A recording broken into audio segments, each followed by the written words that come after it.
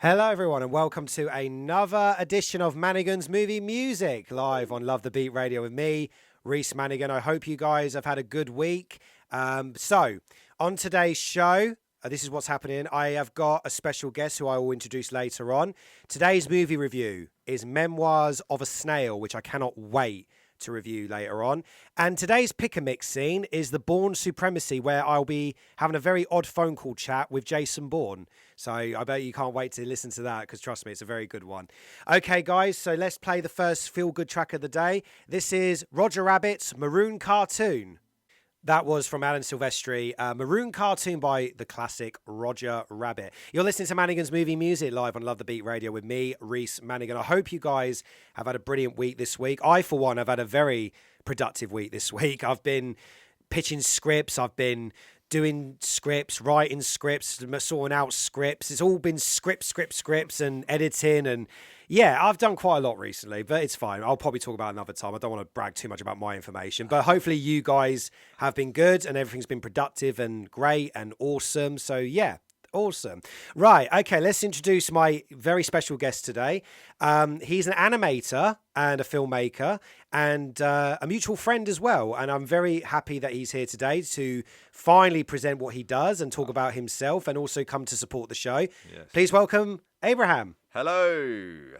How you doing, mate? I'm doing good, man. How are you? I'm doing good, mate. I really appreciate you coming on the show today. It's been long overdue, isn't it? Oh, yes. Yeah. We had a few little reschedules, didn't we? Yeah. But we're here, and we're in this lovely... Better late than never. ...red foam enclosure, ready to get going. Exactly. Right, so... for those who don't know, please tell us a bit about yourself, your background, what you do. I'm sure people would like to hear what it is you do. Thanks, Reese. Well, I do animation. I trained as an actor, and that's probably what I spend most of my time doing. But yeah, I make little rings as well at the moment. I've just passing a he's passing a ring over masterpiece over to Reese. Oh right wow. Now. That is brilliant. But yeah, I was kind of thinking about this the other day, and I feel like it's probably seems a little bit sort of highfalutin to sort of call yourself an artist, but I think the term that describes me best across the board is an artist. So I am an artist. Absolutely. I mean, that's what animators actually are. They bring the art to life. Absolutely. And I mean, God, if you look at all the art that's happened over the years with animation, it is literally art that comes to life, and you bring life into the art. Yeah, absolutely. Yeah, I was really inspired when I was younger by Jan Svankmajer. My uncle, he's a director, and he gave me this DVD, and you know. It's this, I don't know if you know him, but for anybody who doesn't know him, he's this strange Czechoslovakian surrealist who makes these like unbelievable pieces that really. He was kind of working through Soviet times, and so he was censored quite a fair amount, and so his work sort of, it's got kind of analogous things about that sort of struggle, but then also. Yeah, he had this amazing wife, Eva Svankmajer, who's a fantastic painter. Oh wow! So definitely very artist heavy then. Oh my God! Yeah. And if you're at all interested, YouTube Dimensions of Dialogue by Jan Svankmajer on YouTube, and my God, I feel like sometimes those surrealist things, and that's what really excites me as an artist as well. Is telling stories of like human emotion and stuff, but through these sort of strange other kind of mediums that kind of explain those feelings in a different way. That short film does that better than any other short film that I've personally seen. And what kind of animation is it you do? I mean, do you do stop motion at times? I do stop motion. I do drawn animation.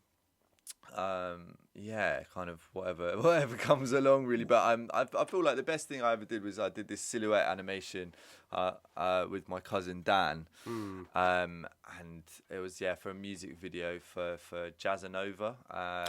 It's called Rain Makes the River, and it's a really it's a nice little fairy tale that we did, inspired by Lottie Reiniger, who she was this amazing German woman who she left the country when with all the Nazi stuff was going on back then. She had a Jewish husband, so I think she kind of wasn't into the whole Reich thing. But she is like the OG of these silhouettes, and so we were really inspired by that, and so whatever really works, but obviously not so much I suppose not 3D sort of Pixar-y, DreamWorks-y kind of stuff, but like sort of stop motion in many different forms. That's what I do. Yeah. Was there any, like, for example, Aardman or Tim Burton inspirations that got to you for growing up with stop motion? Because I've done stop motion myself. Yeah. And Wallace and Gromit was the inspiration for me. So was there probably more for me? I really like Wallace and Gromit, but it just felt I felt so complete, and it didn't feel like I didn't feel a bit like Morph. I was like, I could do that.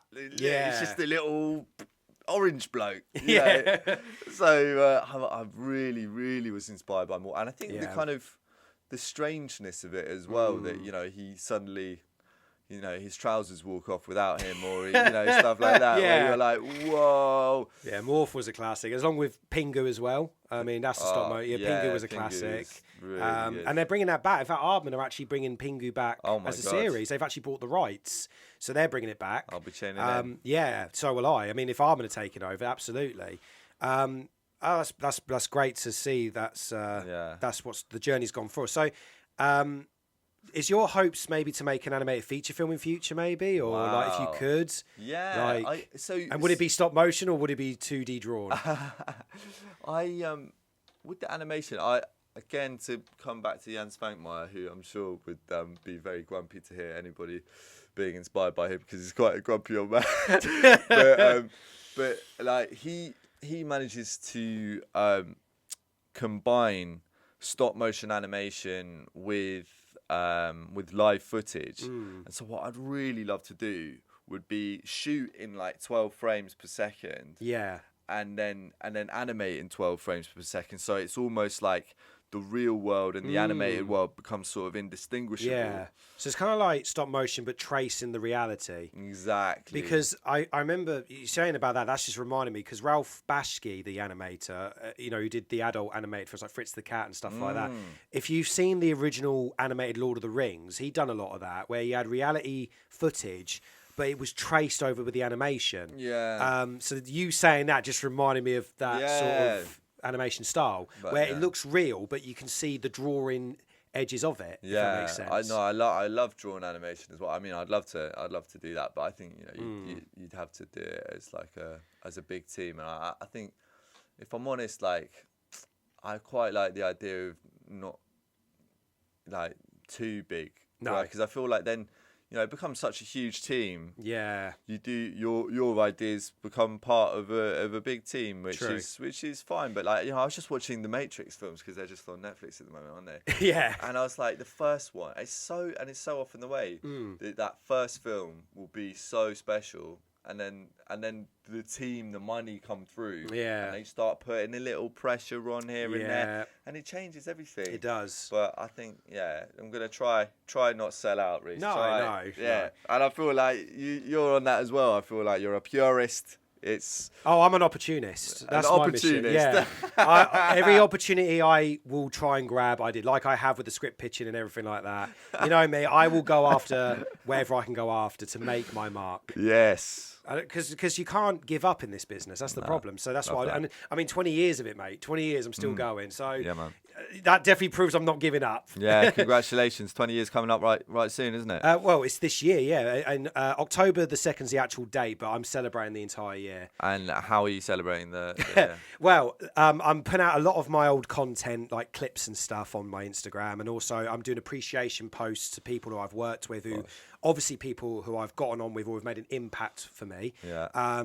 Because they deserve it. Because if it wasn't for those guys, I wouldn't have made the films that I had. Yeah. And we wouldn't have had the really hilarious memories. So, and what I'm doing is I'm actually picking 20 of those people to make the 20 years.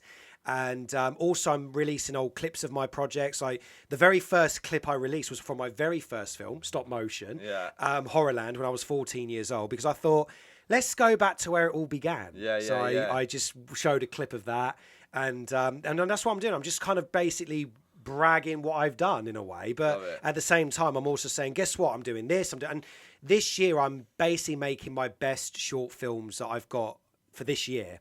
So Bubblegum, of course, is the one of them, and The Bucket, which is going to be my next feature film, because I haven't done a feature film since 2021. But this year I'm coming back with a bang, with the most surrealist project ever.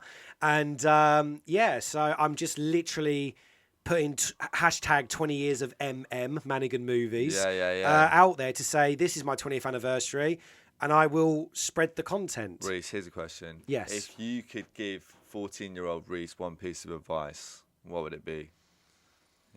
Just about to embark on that 20-year journey. What would you say? I would say I've travelled from the future. You're going to be in one hell of a ride. Wear a bicycle helmet and get ready. Strap in, son. Literally. I'll put it on and go, I'm ready for the future. Yeah, that's great. That's great. That feels like that could be a film in itself. Yeah. Yeah, like a Terminator film. Yeah. You just be ready for the future. Yeah. Strap in, boy. Yeah, You'll be back. Cool films. Goodbye. Yeah. Oh, God. That'd be so funny. Oh, brilliant. Okay, well, listen, thank you so much for coming in today. We will talk more because now you've explained what you do. We are also going to, speaking of animation, we are going to talk about Memoirs of a Snail, which is going to be the next movie review that I'll be doing. So let's play another track. In fact, this track I want to play now because today marks 26 years that we sadly lost director Stanley Kubrick. So I thought, as a little tribute to his memory, here's a classic soundtrack from one of his classic movies, 2001: A Space Odyssey. That was a tribute to Stanley Kubrick, as we lost him 26 years ago today. The Blue Danube, or whatever it's called. Danube. Yeah. It's 2001: A Space Odyssey. You're listening to Manigan's Movie Music live on Love the Beat Radio with me, Reese Manigan. And Abraham Kleinman. There you go. So let's talk about, well, you haven't seen it, but I will talk about it, but we can discuss it and everything, but obviously spoiler free. I'm going to be reviewing Memoirs of a Snail, which is a film that I just saw recently and a film that I've wanted to check out for a while. It just recently came out into the UK. It's an Australian stop motion animated adult film. And it was a film that was made for 8 years. It took 8 years to make. And the story is basically a life story about a young girl, and basically she goes through from when she was born up till the present day when she talks about her life. So I can't really spoil it too much about what goes. I mean, it's not really like, oh my God, the big secret goes in or anything like that, but I just don't want to spoil it for anybody but this is a very beautiful, well-made stop motion animated film. It's not for kids, by the way. Please do not take your kids to go and see this film. It is very rude. There's loads of swearing and loads of references and stuff, which I'm not going to get involved because it's a family show this morning. But all I can say is it is rated 15 and it's very dark and very. It's got very mixed emotions. It's a drama and it's also a bit of a comedy as well. My favourite character in the film was Pinky, which is this old lady that the young girl makes friends with. The storyline is very beautifully made, but what makes this film really special as well is the voice work. The voice work is very well done, and the story just felt very impactful, but at the same time it also does have its really funny moments. I mean, the problem is, do I say this film is depressing or do I say this film is good to watch at the same time? Well, like I said, there are some really good funny moments, but I'd say it's about 80% sad, 20% funny. But when the jokes do hit, they do hit. They do make you chuckle, especially Pinky. She's a very funny character. There are some very funny little references to like silly jokes and everything. And what I also like about this movie as well is they do cultural reference a lot of modern day movies. They reference Star Wars, they reference Jaws, they reference... what else do they reference? I think they reference Nightmare on Elm Street as well or something. Like, there's loads of like little references to modern day films that they do talk about. But yeah, I mean, I think this movie was really beautifully. I mean, the animation is absolutely gorgeous as well. The storyline is very gorgeous. It's a very quick film as well. It's only an hour and a half long. So if you've got time to squeeze in an hour and a half to go and see this movie, I recommend you do. Now, the only problem with it is because it is such a beautiful film, it's not going to be a hit in cinemas. It's very limited screenings because I managed to grab one screening at my local cinema at least. But I don't think it's going to be a huge hit. And not like Wallace and Gromit or Coraline or anything. But I reckon this movie can be a cult following. I can see it being a cult following. And I can see it being a very underrated gem. But I'm just very glad that I managed to grab a chance to see this film. Because with me, it's like, this film I probably would have seen it on streaming maybe if it wasn't out. I was let's check this one out. But I'm actually kind of glad that I went to the cinema in a very near empty screen, sat down and checked it out, just came back out and went, wow, what a film. But it's very beautifully made as well. I can tell you one thing that you'll love about it, especially, is the main character, the young girl, she actually wants to become a stop-motion animator in the film. So that's what also made the film a little bit relatable. Oh, a little bit meta as well. Yeah, exactly, yeah. And it's really like, that was the only bit I could kind of relate to, because she was like, I want to be a stop-motion. And I looked, I was like, she's going to go after that. Brilliant. But that's not really the huge focus of the film. The messages about the film is about, what you do in life, what you can do in life, and don't let problems in life stop you. And also make friends, make beautiful memories, and don't focus on all the negatives. Like, go and make the positives, because the film does focus on negative parts of life, but you can also make those negatives into positives. You can go, actually, do you know what? That wasn't too bad. And we did do this, didn't we? And So, and then of course there are some negatives that you can try and overcome, which I won't explain, because as I said, there are some funny and very dark moments in the film. Yeah. But is this film worth watching? Absolutely. But I wouldn't say like, oh my God, like for animators, for filmmakers, it's definitely a must-see film. But I wouldn't say it's a go on a date kind of movie because, it's like I said, the film isn't too comedy much. It's more sad than comedy. But if you don't mind a nice film that touches your heartstrings and you don't mind a little bit of sadness and you don't mind a little bit of depression in the film, then I'd say go and check it out. But the Depends on the date. Yeah, exactly. Yeah. But what I'm saying is, we do watch many. There's loads of emotional films that we do love. I mean, there's Schindler's List. There's Titanic. There's, loads of films that we do watch that do make us feel. I mean, it's like Bambi. That's another one. That film makes us feel sad, but it's still a classic, and it's still a film that people still would like to watch. But it's kind of like that. It's kind of like a stop motion adult version of Bambi, you could say, where it's sad, but you can watch it, and and like I said, there are some good moments. I mean, I think Pinky, the character of her, will make everyone feel good because her moments in the film are laugh out loud. And so there were moments where I was laughing out loud because of her, then feeling a bit sad because something happens, then you're back to laughing again. But so it does kind of mess with your emotions a little bit, but the tone does work. So, definitely check it out, especially as well if you're a stop-motion animation fan, or if you love animation, or if you are a filmmaker, because this is funded by the BFI. The BFI did fund it, and I was really happy about that. I didn't even know BFI touched this film. I went into it blind, and I was like, oh my God, BFI touched it, so I will definitely enjoy this movie then. And I did. And I can see it coming on the BFI player in the future, so people can definitely check it out.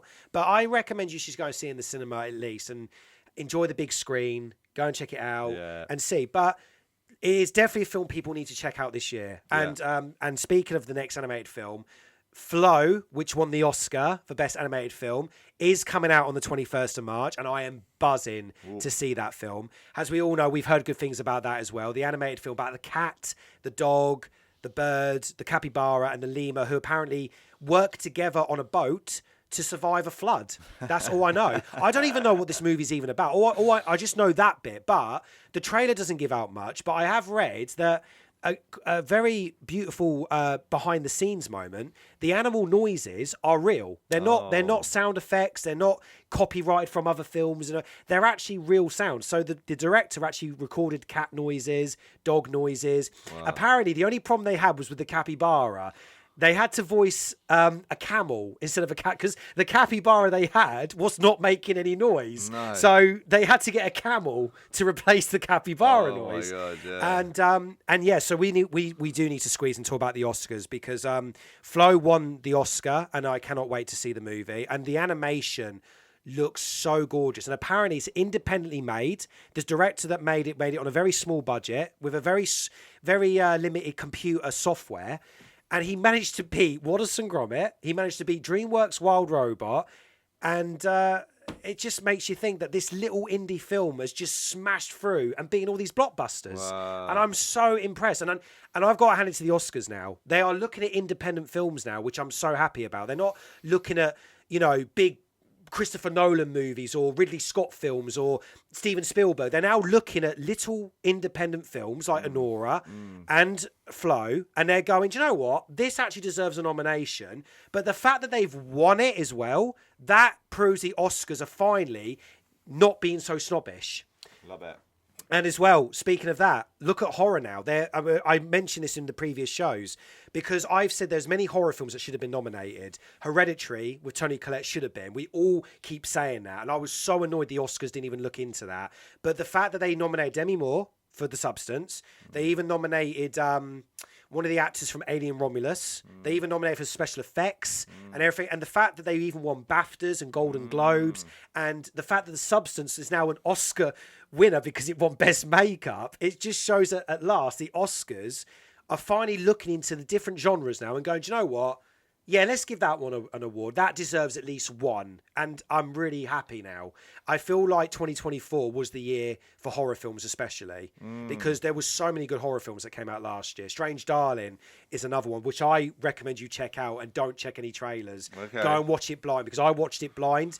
Blew me away. Absolutely. Really? It was my favourite film of last year. Really? It is a brilliant, well-made film. It just blew me away. Wow. And it gives you so much adrenaline. Oh, wow. And I sat in the cinema. And again, I caught a screening. Yeah. I sat in the cinema and I didn't even leave my seat 10 minutes after the film had ended because I was so processing the film. God. I was like, what the hell was that? That was amazing. So 2024 was a great year for film. No doubt about that. So I'm so glad that the Oscars done it. But most importantly, Anora won 5 Oscars. Boom. 5. Well done to Sean Baker, especially. What a great director. Yeah. Have you seen Anora yet? I haven't. You definitely check it out. Oh, yeah. It's a great film. It's still out in the cinemas. Okay. So I definitely recommend you go and check it out. It's a beautiful film. Mikey Madison is the lead actress, who we all know from Once Upon a Time in Hollywood. And she was also in Scream 5. And spoiler alert, yes, because it's everywhere, she was Ghostface in Scream 5. Right. In fact, because she was the first Ghostface to win an Oscar. Yeah. So that's what they're all bragging about. Yeah, it's fine. Just watch Scream 5 and check her insanity. But she's really good at playing insane women. I'd say that because in Once Upon a Time in Hollywood, she was a bit insane. Yeah. And in Scream 5, she was insane. But if it wasn't for those roles, she would have not got the role in Anora because the director watched her, loved her and said, I want her to play my lead. Yeah. But honestly, her role in Anora is the best she's ever done. And she deserved that Oscar. And she's going to go far. It's not the one with the Russian, is it? Yeah, it's got the Russian people in the film. Yeah. Okay. It's but she marries a young guy and then the Russian family get involved. And then it kind of spirals out of control. All right. It looked really exciting. It is really good. I mean, it was so weird because when I normally I looked in, I thought I'm not really into romantic film, but then when I found out it wasn't just a romantic film, that there was more to it, I thought this is drawing me in. I need to go check it out. So I went to go and see it, and honestly, the film blows me away because it is a masterpiece, because it's the performances, the writing is really good, and it's very raw. It feels so raw and powerful when you watch it because you can see all these actors putting all their effort into it. And another thing as well, it is so funny. Like there are some really funny, like the second half of the film, because the film does flip. It turns into this and then it goes into another direction. And when it goes into that other direction, it then gets really like, oh my goodness, like it goes a bit crazy. Yeah. And then afterwards you're like, what is going on? Like you just kind of it was brilliant. It's brilliant film. That's cool, man. I'll definitely check that out. Anora is definitely a film people need to check out. I showed my missus it the other week. She liked it. Mm-hmm. She thought it was really good. One of my friends has seen it. She loved it. Yeah.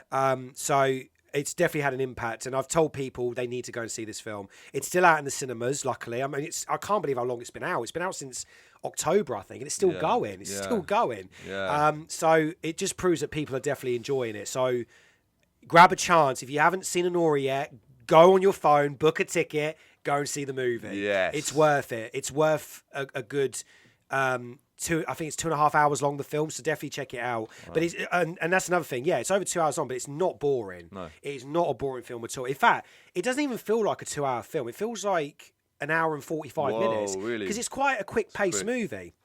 So I wouldn't say, I mean, guys, it's not boring at all. Absolutely not. So definitely check out Anora. And again, congratulations to all the winners, the nominees. But Anora, you deserve those 5 Oscars. And Flo, I'm sure you definitely deserve Best Animated Film because I'm definitely checking you out soon. Yeah. Absolutely. I cannot wait. So remember, guys, Flo comes out 21st of March in cinemas.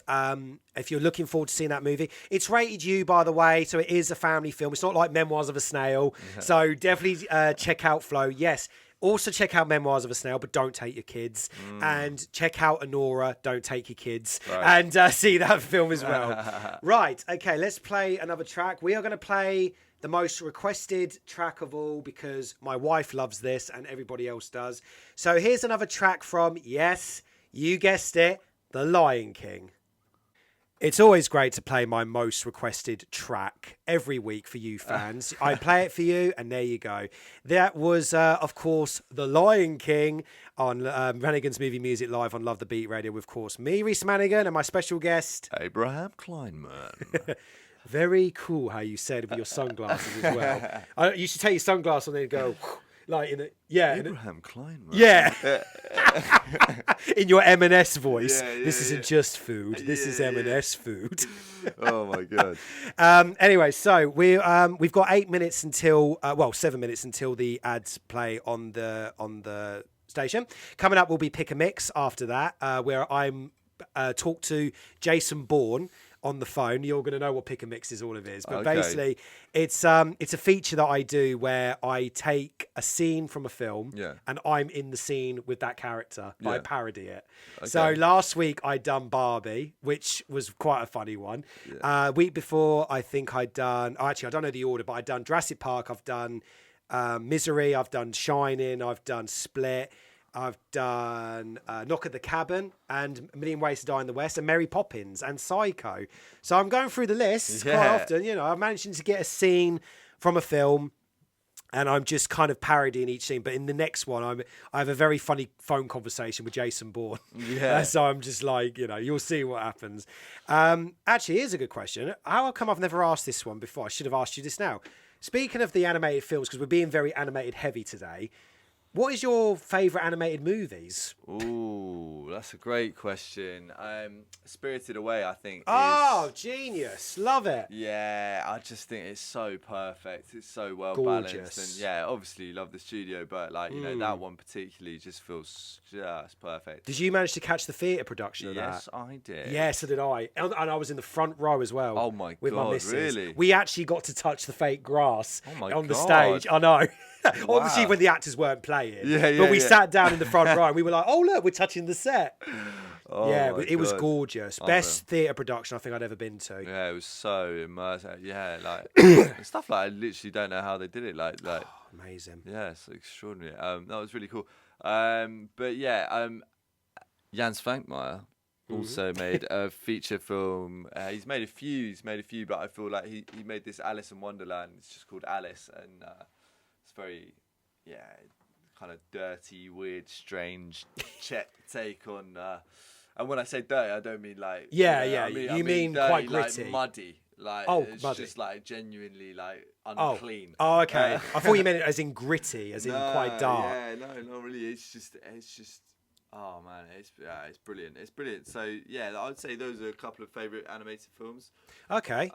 Maybe Lottie Reiniger's Prince Ahmed as well. Okay. What would you say? I'm just trying to think. Like, what would you think at the moment is the best animated studio at the moment?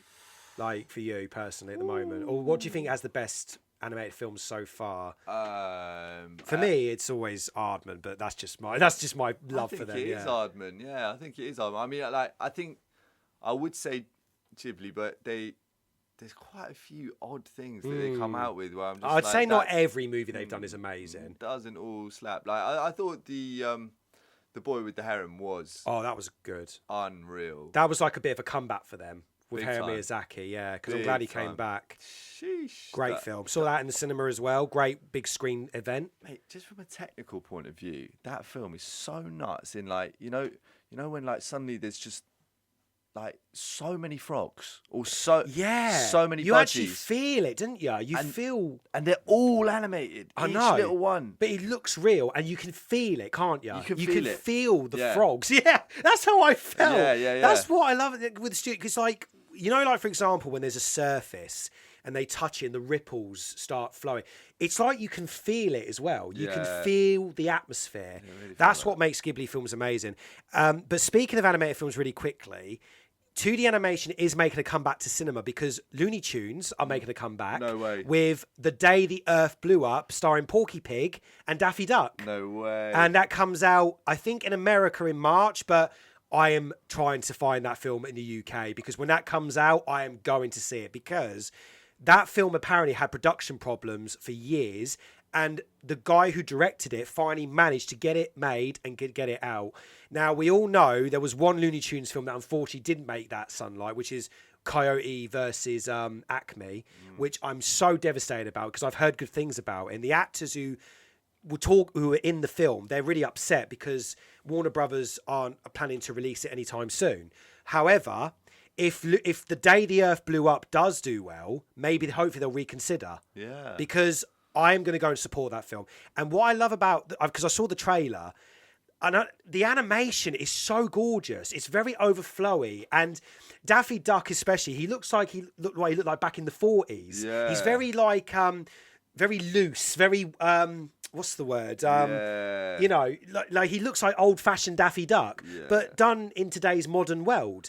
And it just looks so gorgeous. I remember saying to myself, if 2D animation was still going today, can you imagine how the animation would look today if it was coming out like that? Because I just looked at it and I thought, this animation looks even more beautiful than a DreamWorks film at the minute or Pixar. Yeah. And I am going to go and see this film, come what may. I don't care who I go with, who I don't go with. I'm going to go and see The Day the Earth Blew Up. And I saw the trailer, and to be honest, I think it's definitely going to be good for families because there was a sneaky adult joke they might have put in the film, and you'll see it in the trailer. And I laughed, and I was like, yeah, adults are going to enjoy this film as well as for kids. Yeah. So well done to Looney Tunes for finally bringing back 2D animation and for getting this movie out on the big screen. Right. So I will definitely keep an eye out for that, absolutely. Boom. Right, okay, guys. The ads are going to play in literally a minute. So don't forget, coming up next is Pick a Mix with me in the Bourne Supremacy, which I cannot wait to play after. And more tracks and more movie news coming up because there's some more stuff I want to talk about that's movie related and movie stuff that's coming up. And some very interesting things about what's coming out soon as well. That A24 are going to be releasing because A24 is one of my favourite studios, so we have to talk about them. So stay tuned, guys. You're listening to Manigan's Movie Music live on Love the Beat Radio. Always start off with a beautiful animated track there. That was Carl Goes Up, and literally up, from Michael Garaggio on Manigan's Movie Music live on Love the Beat Radio. Me, Reese Manigan, and my special guest today, Abraham Kleinman. Yes, with his very posh voice. We just had a chat. We just found out that we're practically neighbours. Yes. Yeah, we both live in Hoxton area. Yes. It's mad. I had no idea, but there you go. That's crazy. Right, okay, so I'm just bringing up the movie news now because there's some stuff that I want to try and bring up and then we can talk about it. So, where was the recent one I found? There was something that came up. And oh, yes. So, people are, again, a little bit confused at the moment because Scream 7 has had another update. Apparently, David Arquette is returning as Deputy Dewey Riley in Scream 7 as apparently bring his character back from the dead. But are they bringing his character back from the dead or is this flashback? So this is what I mean. So let me just point this out, right? You know, every time we hear a character comes back from the dead in a movie or a TV series, whatever, it doesn't actually mean their character probably comes back from the dead. It might be flashbacks, or it might be a dream, or it might be hallucinations. So can people just calm down and stop thinking, oh, they can't bring characters back from the dead here? Because apparently Scream 7 is bringing back a lot of dead characters from the past. Apparently Stu's coming back. I think Billy's coming back. Sydney's mother's coming back from the dead. Now Dewey's coming back. So now it's in a bit of controversy going, okay, this film's already ruined. They're bringing characters back from the dead. I'm not going to go and see this film. Hang on a minute. Right, guys, look. Don't judge a production by its cover, right? How about we wait until we see the movie, and then if they do ruin it, then you can criticise it before criticising the movie before it even comes out. Well said. Yeah, because you don't know what's going on. Yeah. Honestly. But then this is what I'm saying. Look, Kevin Williamson is directing this film. He's the guy who created the Scream franchise in a way. Right. He wrote the scripts. He was executive producer on the sequels. And if he is in charge, I'm sure he knows what he's doing because he is a really good screenwriter. Yeah. He is a good filmmaker. He done not just the Scream franchise. He was also the writer of I Know What You Did Last Summer, which is an instant classic for many people. He's also written that film Sick, which was a really good film, a COVID movie, which I thought was absolutely brilliant. If you haven't seen it, check it out on Now TV. But if he's taken over Scream 7, I'm sure he knows what he's doing. Yeah. This is a guy that created the franchise. I'm sure he's not going to ruin it. Or he's not going to destroy the fans' hype over it. Yeah. I'm sure he knows what he's doing. So, guys, just give him a chance. Yeah. Calm down. Oh, honestly. Anyway, speaking of sort of Scream related, because the directors of Scream 5 and 6 are making Ready or Not 2, and it's been announced that Catherine Newton is going to be in Ready or Not 2. She worked with the directors on Abigail, which came out last year, which, by the way, was a really fun horror movie. If you haven't seen Abigail, another recommendation.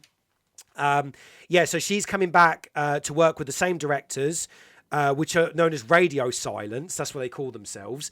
And she's coming back. She's going to come and be in Ready or Not 2, playing a different character. Samara Weaving is coming back to play the lead role in Ready or Not, which I'm really looking forward to. Now, Ready or Not, if you haven't seen it, was released in 2019. It's a brilliant, dark horror comedy. Very funny, very over the top, very geniusly made. And I can't wait to see what they're going to do for the sequel. I don't know what it's even about. They haven't even mentioned it. They haven't even referenced any plot details. And if Catherine Newton's going to be in it, maybe she's going to play a psycho who tries to kill her. You never know, because that's what happened in the first film. Poor Samara Weaving was almost going to try and get killed by these lunatics. Is Catherine Newton going to come back and play another lunatic? We don't know. Maybe she's playing a relative of Samara Weaving's character. We don't know. Who knows? But I'm looking forward to it. Ready or Not 2. Hopefully it comes out in theatres. Definitely going to check that one out. So yeah. There was something. Oh yes.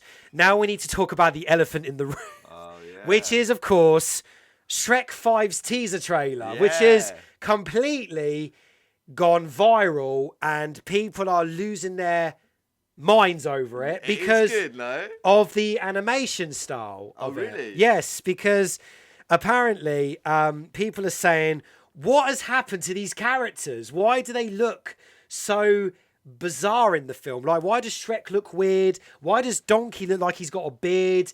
Why is Fiona's teeth? And why is Zendaya playing Shrek's daughter in the film? Like, all these questions they're asking. So apparently it's gone that viral that people are saying, can we bully the animators to bring the Shrek-style animation back like they did with Sonic the Hedgehog? Yeah. Because if we all remember when Sonic the Hedgehog's trailer got released, how we managed to, well, I mean, I didn't, but apparently everyone bullied the studio into bringing Sonic style into that animation, which did work because I can imagine can you imagine if Ugly Sonic was being played today in the Sonic movies? It wouldn't, That. Yeah, it was weird. The first one was weird. No. And I think it was all because he had like human teeth as well. Yeah, no, it looked really unsettling. It didn't look, it didn't look very good. So I'm glad they did what they did, because the Sonic films do look better now because of that. They look great. I mean, God, because poor Shadow and Knuckles, what they would have looked like if that my style days. was... Yeah, Knuckles would have looked I terrifying. almost want to see Knuckles. Yeah. Like that would be crazy. Ugly Knuckles, Yeah, ugly Shadow. yeah. Oh my God, that would have been hilarious. But oh my God, yeah, it was crazy. But saying that though, Ugly Sonic did sort of have a film career, because if you haven't seen it, he plays Ugly Sonic in the Chippendale movie. Oh yeah. Because Disney kind of was bragging about how much rights they can own. Yeah. And Chippendale had their own Roger Rabbit styled movie. Yeah. And Ugly Sonic actually plays a role in that movie. I'm just looking it up now. I've got to see it again. Oh my God. It was hilarious. Like the fact that they actually got the rights to Ugly Sonic and made him into a character into the Chippendale movie. Yeah, there you go. He's so sort of strange. It looks like a porcupine. It doesn't look like a hedgehog. Yeah. The nose as well is all. It's all wrong. It's all very wrong. Yeah. What happened? I think they tried to make him as realistic as possible. I think that was the idea. But Right. I'm really glad that they took that design and changed it. But anyway, speaking of the whole related, so Shrek 5's trailer. So yeah, people are apparently they're not happy with it. They think it looks a bit odd. It looks a bit weird. Oh really? They just don't like the looks of the characters. But this is what I was saying again about the whole don't judge. Look, they've released this Shrek teaser very, very early, because Shrek 5 doesn't come out until next Christmas. Yeah. So maybe what they're trying to do, I think DreamWorks know what they're doing here. I think they're trying to tease to the fans, trying to maybe poke the stick a little bit, maybe wind them up and say, yeah, this is what we're going to do. And then maybe they'll just change the designs later on. Maybe they just rush the designs. I didn't think they looked too bad. What do you think? I mean, I when I first watched it, I thought it was fake. I thought, Really? because there's a bit where they scroll and there's all the Shrek memes in the mirror. Yeah. I looked and thought, is this real or is this Yeah. fake? So I had to double check. And because it was on the DreamWorks animation site and it had the blue... I was like, oh, no.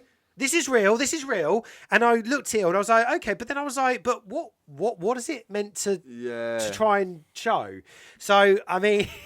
I don't really know what to make of it. The animation didn't bother me. It was the fact that they were using the mirror like Instagram and doing that. And this is what worries me. Are they really gonna overhype the modern side of it all now? Because now it's 2025, 26 when it comes out. They're gonna make it very social media heavy and stuff, and that's what worries me. Because I know Shrek are very good at referencing things, but I like it because it's stuck in that modern style era. Do you know what I mean? Yeah. Where it's stuck in the fairy tale world, but you can still take the mickey out of other movies and cultural references. It worked. But yeah, because you're hearing like "We Will Rock You," but it's like but it's not. They're not singing it in the thing, and they're not. That's what I mean. It worked. It's like with Toy Story. Like they do cultural references, but it works because they still stick in their era. The one franchise that didn't do that really ruined it was Ice Age. Ice Age went downhill very fast. The first 3 films I absolutely love. Incredible. The 4th film, 50-50. But the 5th one completely ruined that where they were. Because in the 5th film, they actually joke about hashtags, Facebook, modern songs and stuff like that. And I was like, what are they doing? This doesn't work. They're animals in an Ice Age world, but they're cultural referencing Facebook and stuff like that, but it doesn't work. No. And it didn't, it's not like Shrek or how Toy Story or Despicable Me do it. It's like Ice Age when, we don't care if they're animals. We can do, and it just didn't work. And it really ruined it. And especially the whole Scrat storyline, being in outer space with the technology. I was like, it doesn't work. It's set in the Ice Age era. Why would there be a spaceship in the first place? It doesn't work. Yeah, right. If it was set in the year 2084, maybe. But Scrat wasn't traveling in time. He was set in the Ice Age era. And he finds a machine. And it's like, it doesn't work. I hear you. Yeah, so I'm sorry, but I think because Blue Sky might have run out of ideas because of that film, that's probably why I did it. But the worrying thing now is that Disney now own Ice Age, and they are working on a 6th film. And the teaser trailer for that was awful because you had Ray Romano, Queen Latifah, and John Leguizamo just phoning each other, going, "Guess what? We're going to do a 6th film," and it's like, oh boy, really? Yeah. Because the 5th one was so right. So this is what I'm going to say here. If they are, well, they are doing it with Ice Age 6. All I can say is if you've got some of the Blue Sky people that worked on it and they're now working for Disney, can you kindly bring those people back and make sure that Disney don't basically ruin this next film? And second of all, can they just make a really good story out of it? No modern technology, no social media jokes, no cultural references about it. Just make a nice story about these Ice Age animals in the Ice Age. Just keep it in that era. Because I don't know what they're going to do, but do you know what? Let's just find out. If when I see the trailer for myself and I know it's going to go downhill, then I'm not going to go see it. Fair enough. So, because Ice Age 5 completely put me off the entire franchise altogether. So, that's why I say just stick to the first 3. If there's a single hashtag in that trailer, and if there's a single Facebook joke, or if there's a single spaceship again, or an alien drops in and goes, "I've just gone to Sainsbury's," then I'm walking out. Anyway, let's play another track. And coming up, pick a mix with The Bourne Supremacy. Stay tuned, guys. Okay, so that was that was my pick a mix scene. That was The Bourne Supremacy. Odd phone call with Jason Bourne there. Yeah, he was interrupting me when I was trying to have a nice cookie. And he phoned me up and was asking some girl to meet up with him or something. I just said to him, just go on the apps, mate. You know what I mean? But yeah, that was from the scene where Jason was he had the sniper and he was aiming it at Pamela Landy's character. And he's asking about what's going on and everything, and she's on the phone to him. But with me, I thought, wouldn't it just be funny if he was trying to call me with a sniper? And I was just like, who on earth is this? Just calls a random person on the phone and like, do I even know this person? Yeah. I love doing that. But I thought that was quite interesting. I mean, it's kind of funny as well. I think that's the first sequel film I've done with Pick a Mix. I mean, it would have been interesting if I'd done Identity, then Supremacy, then Ultimatum. But I thought, nah, it's fine. I'll just take this scene from the movie. People know what the Bourne Supremacy is. They're not stupid, so it's fine. But out of all those films, I think the Bourne Ultimatum is the best one, the third one. So good. And the best scene in the film, in my opinion, is the bit with the Waterloo station scene where Paddy Considine's in the film, plays a journalist, and Jason Bourne has to help him get away from the assassins in the station and the CCTV and everything. Oh my God, that scene is so intense. I mean, I remember when I first watched the first Bourne Identity film I watched. In fact, I watched them all at my nan's house, and the Bourne Ultimatum was the last one I didn't see. I saw that one when it actually near came out, and oh my God, the adrenaline of that film. It's so like actiony, and it's non-stop. It just goes into the plot and you're in the ride already. You don't have time to breathe. You're just in it. But it improves it because I think the Bourne Supremacy is a bit more slower pace compared to the third one. So it's like they just went boom, boom, boom, boom, boom. But yeah, so that was Pick a Mix, Bourne Supremacy on Manigan's Movie Music. And I'm glad that people are now noticing I'm not doing too many horror films at the moment because I started off with too many horror films. Oh, right. So now I'm trying to drift away from the horror film. So that's why when I said I was doing Barbie, people were like, oh God. I was like, I know, but it's fine. I did it. And I had a nice chat with Ken in the film. You know. Oh, did you? Yeah, brilliant. You know, I chat with Ken, you know. So it wasn't all bad. It wasn't all bad. Anyway, right. Okay, so let's continue with some great tracks. So I was almost about to play this one. I mentioned the film and I haven't played the track yet. So I've managed to find a soundtrack from the movie Flow, and I'm going to play it for you guys. So here it is. That was called Flood from the movie Flow, the Oscar-winning animated independent film, which we did speak about earlier. But I just remembered I did take a track from it. I didn't play it, but there you go.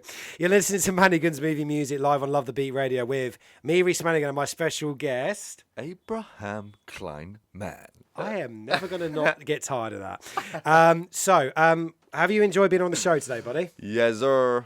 Good. That's good to know. I was really glad to have you on. In fact, I suppose we need to talk about really how we kind of connected, really, because you know, because most people probably think, oh, I just picked someone from off the street. Do you want to come on the radio? Can you imagine? I've just paid you 20 quid to be on it. No. So basically, we actually have a mutual friend. Yes, we do. A big contact of mine, Elora Torchia, who is an actress who is known for being in Midsummer, In the Earth. She was recently in Silent Witness, and she was also in House of the Dragon, I believe, as well, just recently. Yeah. Yes.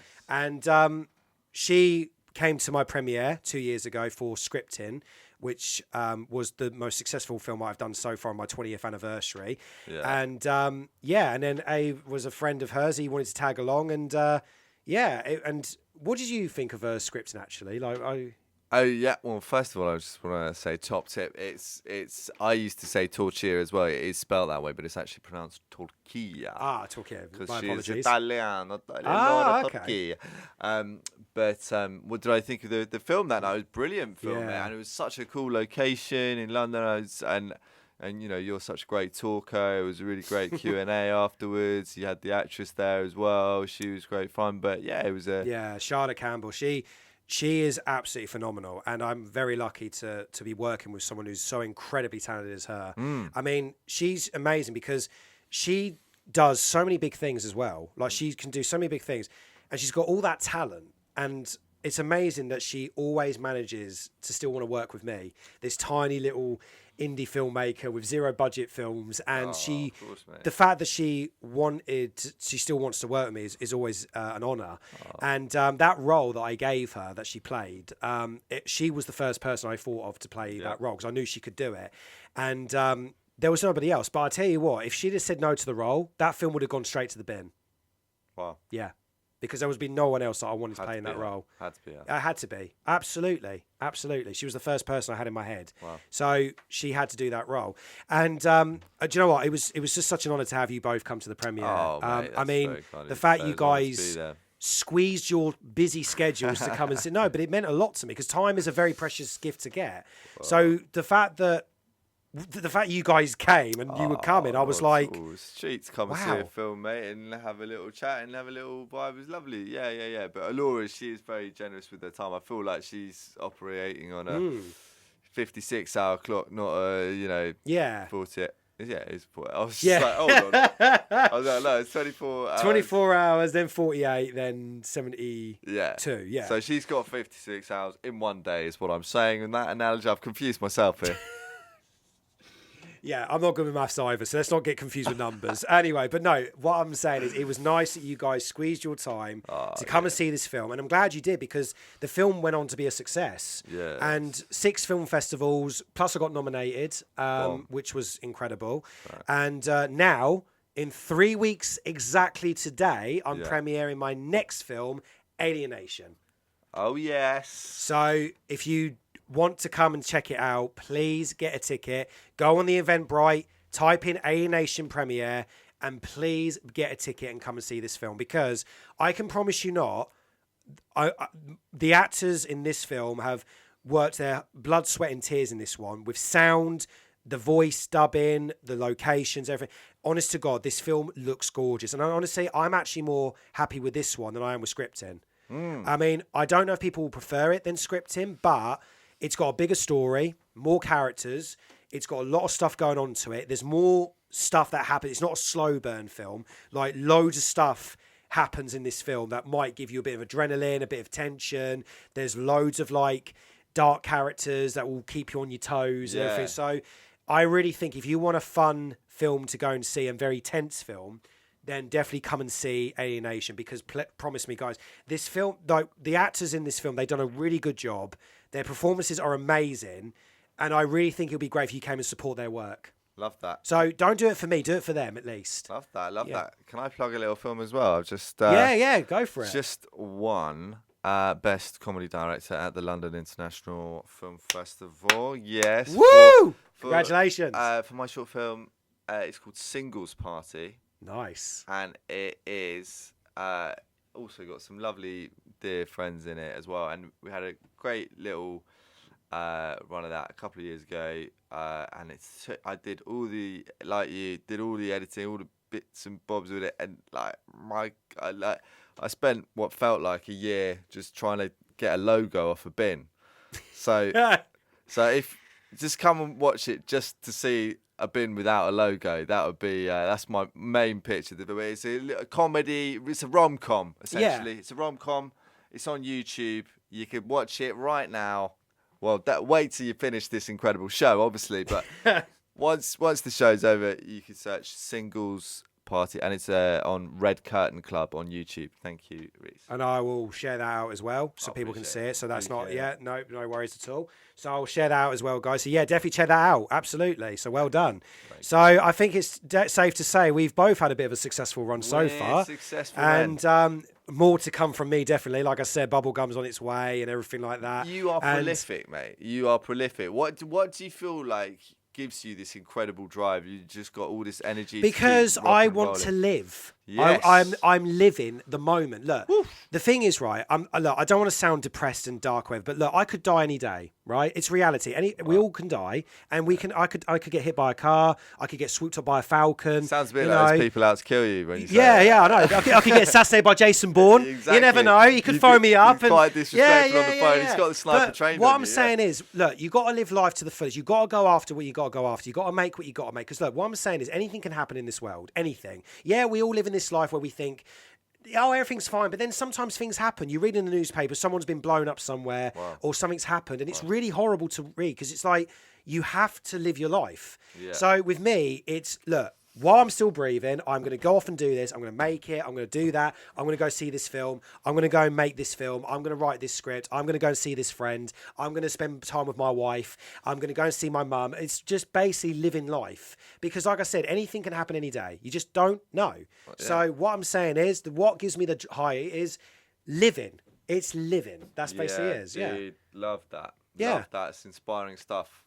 Because you don't know what could happen tomorrow. I could wake up tomorrow and then I might find out that, I've got cancer. They just don't know what could happen. Really true, man. Because you just can't take life for granted. You just can't wake up and go, yeah, everything's going to be fine.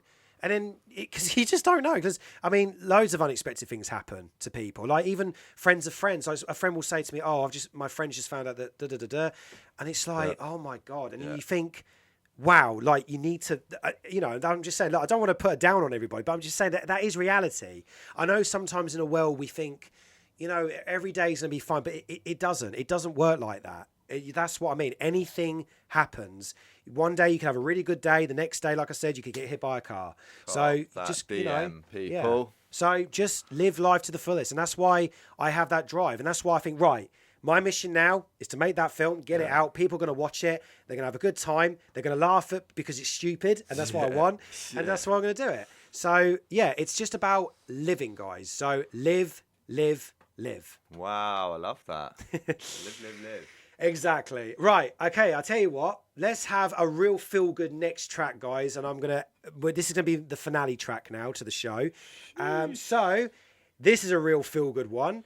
Here's the finale feel-good tune from The Lone Ranger.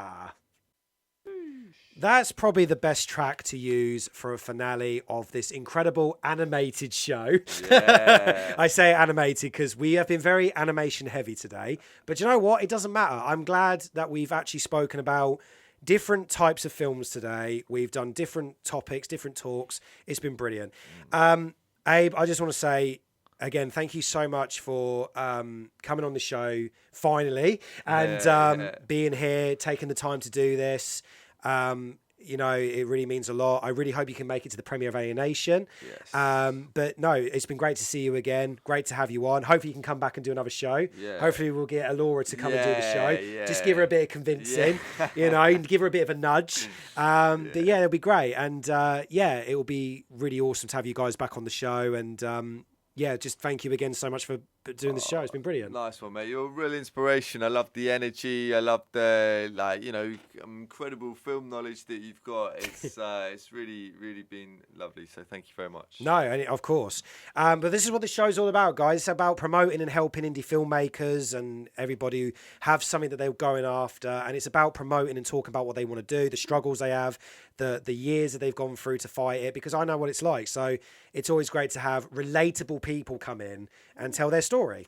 So this has been an incredible one. I've really enjoyed our conversations, the films that we've spoken about, the film recommendations I've given you now, you know, and the fact that we live in Hoxton and we can meet up and go and see a movie sometime. Anytime. Yeah. I just can't believe that. Such a weird coincidence. Anyway, but right, so got just over a minute to go. So next week, let me just double check if I've got a guest next week. I don't think I do, but let's just double check because I never know these days. No, it's actually me and my own next week, definitely. But that's fine. I think I've had quite a few guests for the past few weeks, so maybe it's about time I have time to myself on the show and have a break from people, but it's fine. But I'm sure there'll be tons of other movie news coming up and stuff I'll be updating. Pick a mix. I will let you know what movie will be during the week, because obviously I can't just throw one out there now. I have no idea which film I'll be doing, but I'll definitely let you know. And next week's movie review, I'm going to do Mickey 17 because I'm actually going to go and see that tomorrow. But today, I'm going to go and see Danny Dyer's Marching Powder. So I can't wait to see that with good old Danny Dyer. So yeah, I'm seeing that today with my missus. I'm really looking forward to that. And but next week, I'll definitely be reviewing Mickey 17 because it's one of my most anticipated films of the year. So I can't wait to talk about what my revealed about that film is. So I'm looking forward to that. Right, guys, thank you so much to everyone who's tuned in. Please tune in next week. And this is Manigan's Movie Music. And from me now, it's a wrap.